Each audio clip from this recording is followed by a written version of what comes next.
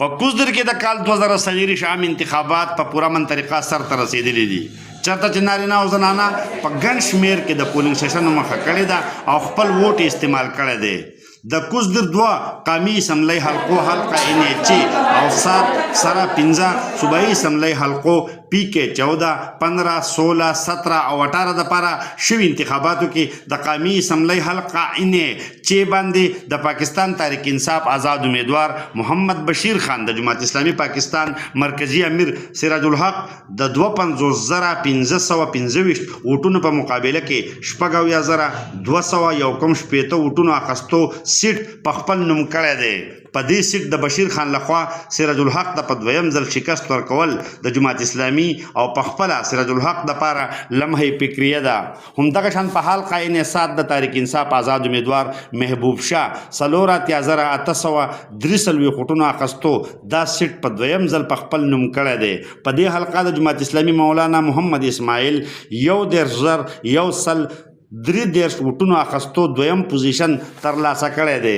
د کوزدر خیبر پښتونخوا اسمبلی حلقه PK 14 نه د تحریک انصاف آزاد امیدوار اعظم خان 1,200 ووټونو اخیستو سیټ ګټلی دی د جماعت اسلامي صاحبزاده یعقوب خان 14,552 ووټونو اخیستو دویم راغلی دی په حلقه PK 15 د تحریک انصاف آزاد امیدوار همایون خان 1,346 ووټونو اخیستي کامیاب شوی په مقابله کې د پاکستان پیپل پارټۍ نعیم الله خان 14,601 ووټونو اخیستو دویم راغلی دی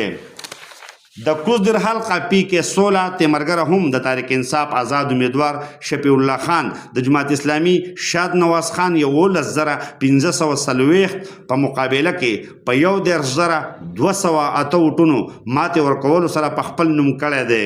همدغه شان کوزدر میدان PK 18 د تحریک انصاف آزاد امیدوار لیاقت علي خان 4,615 ووټونو ګټلې ده چې د جماعت اسلامي سید ګل 14,000 ووټونو اخیستو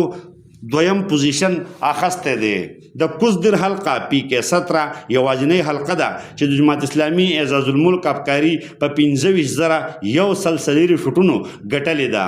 په دې حلقه آزاد امیدوار عبیدالرحمن 2,980 ووټونه اخیستي دي د عوامي نیشنل پارټۍ بادر خان په دریم پوزیشن راغلی دی په کوزدر کې په 2 قومي او 4 صوبایي حلقو د تحریک انصاف آزاد ټول امیدوارانو په دویم ځل د خان د ازادۍ په نوم ووټ اخیستی کامیاب شوي دي دوی آزاد دي د دې د مستقبل په فیصله د تحریک انصاف د کارکنانو رد عمل څه کیدی شي انتظار به غواړي محمد اسرار خیبر نیوز چکدره کوزدر